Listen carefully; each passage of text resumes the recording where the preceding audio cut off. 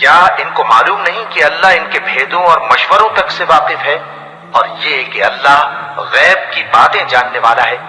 جو مسلمان دل کھول کر خیرات کرتے ہیں اور جو بیچارے غریب صرف اتنا ہی کما سکتے ہیں جتنی مزدوری کرتے اور تھوڑی سی کمائی میں سے بھی خرچ کرتے ہیں، ان پر جو منافق دان کرتے اور ہنستے ہیں، اللہ ان پر ہنستا ہے